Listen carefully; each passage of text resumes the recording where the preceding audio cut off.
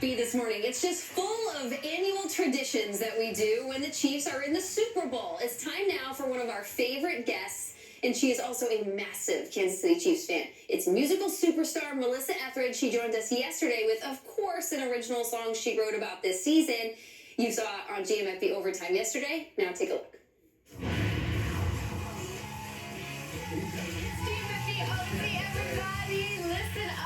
You know our GMFB theme song, and you know that last summer it was reconfigured to include this wonderful person at the table right here, Melissa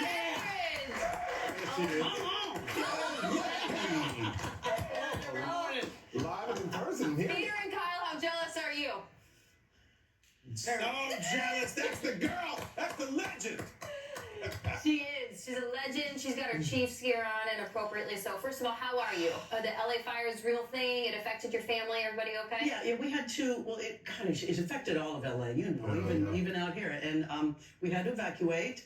But our neighborhood is safe, and my love and just thoughts go out to those who lost so much and are rebuilding. But LA is so strong, and I just wouldn't want to live anywhere else. It's crazy. I just didn't want to be here. And that's why we're so happy to have you in studio. The fact that we moved here last summer, we're like, when do we get to have Melissa in town? And here you are. Yes. Sorry we had to make you wake up so early. This is the new rules of the road, all right? That's all good. Okay, so it's been a couple of days, but your sweatshirt was at the ready and your hat was as well. The Chiefs punched their ticket to New Orleans. How are you feeling about this three-peat? Just the season as a whole, but now that it's finally here, the potential. Okay, the weirdest season ever.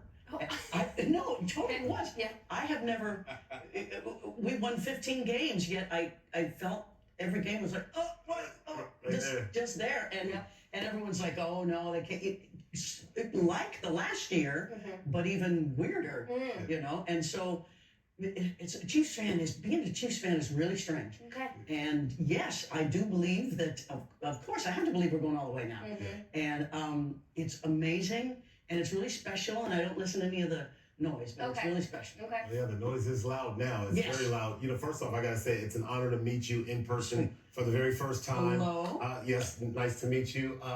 There's this interesting story, and you gotta share it, about where you were when you found out that your Chiefs were going to be going to yet another Super Bowl. You gotta tell that story. Oh, well, I was in Florida.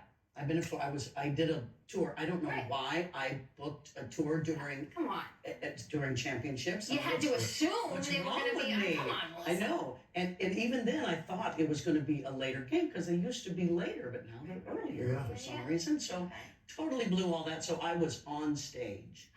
Okay, so I'm playing on stage, and my wife is at home, and every about 4 or 5 songs, we had her hooked into the PA system, and she would give me an update. I'd go, okay, now we're going to go back to this.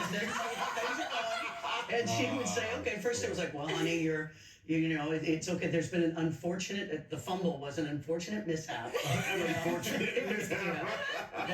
Oh my gosh. But I'm home for Super Bowls. Okay, as you love to be, Kyle. That's awesome. Melissa, I love you. It's great to see you. How are you, my friend? Oh, I'm so fine. How are you? Great. We're just doing what we do every single January and February, celebrate your team. It's an incredible thing, but we always learn new things about you every time you come on, Melissa. And one of the things we're trying to learn this time, apparently you have some neighbors, who among them are Sean McVay, the head coach of the Rams, that have become aware of a tradition that you have surrounding the Chiefs. So what is this tradition? Well, aren't I lucky that my tradition has to do with Super Bowls?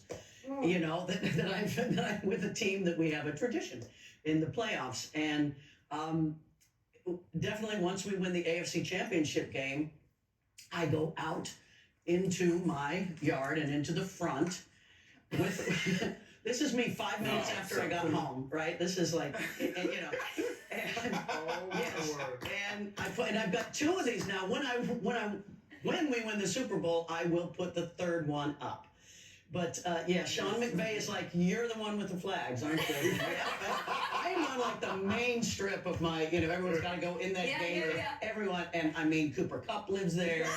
It's not Matthew Stafford. They're all Awesome. But they put up with me. They should. It's so the reality. Great story. I know there's like that general store there where you live, and I know Robert Woods lives up there, Stafford, all these guys. Do you run into them in the supermarket and just say like, sorry guys, like it's just our year, I'm sorry? No, you know what? I've not run into them, but do you know who I saw? That when so LA, is on fire. We're having this hard time. We evacuate, and I just happened to evacuate the same place that Cooper Kupp did because we both lived there. So I got to see him, and that man is massive. Football players are always bigger than you think they would be. Yeah. So no, that's true. Wow.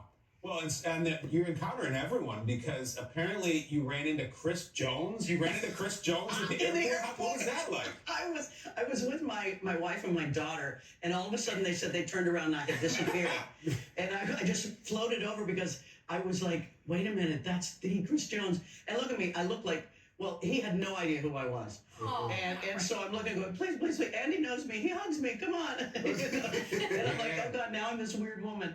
And so I'm like, I wanted to buy his breakfast, but he wouldn't let me. So Oh, that's very generous of you. You're a true fan, Melissa. We love that about you. Can you get in on a conversation that really the country is having right now? A topic called Chiefs fatigue. Oh, my goodness. We talk all about Chiefs fatigue all the time. We debated it yesterday. Where do you stand with the Chiefs haters and those who are just maybe sick of you guys? You know what?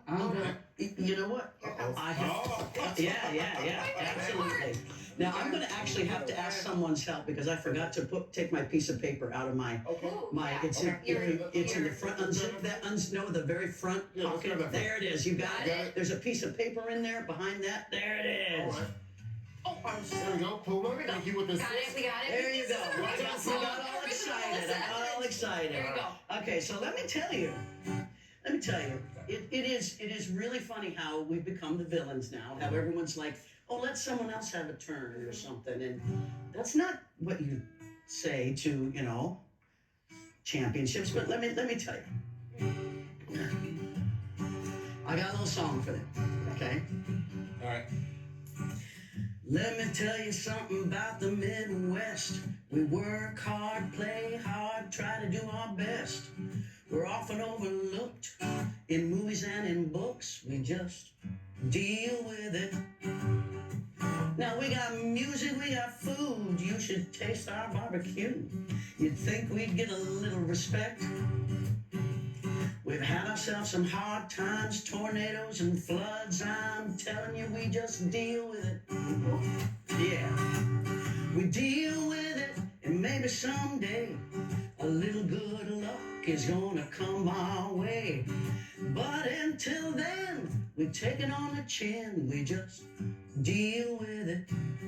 Hey. Now, this one's for my dad, who'd really love to see his Chiefs from the Midwest making history. I know you're getting tired of Brittany and Patrick and Taylor and Travis and Donna and Kylie and State Farm. And what the hell is a bundle rooski?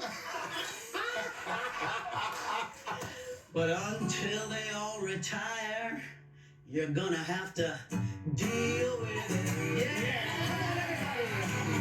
Deal with it, and maybe someday a little good luck is gonna come your way. But until then, take it on the chin and just deal with it.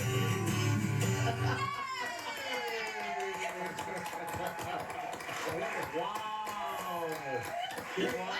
Outstanding. Oh, that was great. Oh my God! Oh, wow. Deal with it. How long did it take you to put that together? Well, I wrote that last night. Okay. Just deal with it. Oh my God. Put Put it on a t-shirt, Peter, right? I think Kansas City would like So that. good. It's so good. It's Well, Melissa, it's amazing because it's like everyone's talking about the Chiefs, but they haven't spoken about it, and you're the first person to really come out on TV and be like, you know what? Deal with it. We're good. Come on, bring it. Like, it's great. You hear Mitch Holthus. he's the. Oh, the he's tweeting at me constantly. Oh my God, he's the big radio guy that does it. And when we go to the Super Bowl, he does an AFC Championship. He says, "You might disrespect the Chiefs, you might dislike the Chiefs, but you're gonna have to deal with the Chiefs." Nice. Yeah. That was my inspiration. I'm like, you know what? Just I think deal with it. Melissa, they say the best songs also, have a message. And I predict if the Chiefs win this game, that either on the trophy stage or at the parade, Kelsey or Andy or Patrick or all of the above are going to say, "Deal with it." And they're going to quote your song. It's my prediction. I think it'll happen. It was awesome. It was awesome. Oh, that would be nice. Add it to the list of originals. Or Oh, there Nick we go. Sirianni says, "We just dealt with it, guys. See you later." Don't do that, Miles. So badly. Ouch. Don't use her own creative genius against her. Come on. Yikes. Do we have a name for if in fact they win? Do we have a name outside of the three-peat? Have you come up with one creative? People have been coming up with some different ones. I've got a take on that. Do you have one? Well, let me borrow yours. Okay, Threed-peat. Read as in Yeah, you you see, read. yeah, you like that? Yeah. Okay. You keep your day job. As you know, I always predict the Super Bowl champion before the season. I predicted the Chiefs. I said simply Chiefs Pete. Chiefs-peat. Chiefs Pete. Chiefs-peat. You like that one? Yes, because I can't remember yours. Yes, Chiefs Pete. Yes. So you mentioned that you were on stage. I saw your concert here at YouTube Theater last summer. What other projects have you been working on besides creating original content for our show? Yeah, right. Well, that's my favorite. I am writing a new album, so I hopefully will have I'm recording in March and we'll have a new album out. So look for that, new music. I am on tour this summer with the Indigo Girls. You want to see that concert? Yes. Oh, We awesome. are. Yes, we are. Is the name of the tour. Yes, so we wonderful. are. And it's really fun. It's such a multi-generational show, and everybody's I'm excited about it. So Yeah, when that's you're cool. writing the album right now, how long has that taken you? What's it about? What's the basis? It's like most of my albums. It's about where I am right now. It's about my experiences I've had. I haven't had a new album out in about 7 years, Wow. 8 years. So I have a lot to talk about, and it's just real. It's going to be live, kind of guitars and kind of that country rock sort of thing, and that's me. That's wonderful. Yes, you are. And you're also doing some amazing stuff with your foundation. Oh, thank you. Thank you for bringing that up. Foundation, yeah. About 5 years ago, unfortunately, I lost my son to opioid addiction, but we have created a foundation. It's called the Etheridge Foundation. You can get it at etheridgefoundation.org.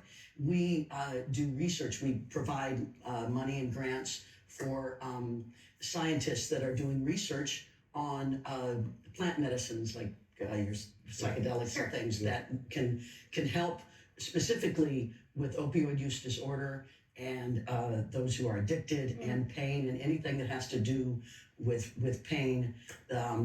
We provide that, and it's doing very, very well, and we have seen incredible results. So so the future looks bright. But please check out the EtheridgeFoundation.org. I can imagine that has perhaps brought you much joy and relief, maybe, since that just tragic thing happened to your family. Has that helped you, just knowing that there is a positive momentum there? So much, knowing that not only is this something that I'm in, but unfortunately, way too many people, hundreds of thousands of families are going through this. Yeah. And just to know that there's a thought about it and help, and because the medical community sort of is throwing up its hands going, look, we don't know how to do this. And so they are willing. UC Irvine is willing to reach out and work together with this. You are a hero amongst Chiefs fans. We love you so much. But one thing I love about you is that you could show up in New Orleans and go to any party and go to the game and whatnot really quickly. You won't be there. No, you don't go. No. Tell us why. Watching the Super Bowl is a religious experience, and I would have to talk to everyone to the Super Bowl. I did not wish to. I wanted to be in my slippers and have my guacamole. Let's go. Melissa Etheridge, everybody on GMFB. Perhaps we love you. Thank you. Talk again. I love you. See you later, Kyle. Just deal with it. You are the best. You're the best. Thank you, Melissa. Thank This isn't like any other. I know. just be you.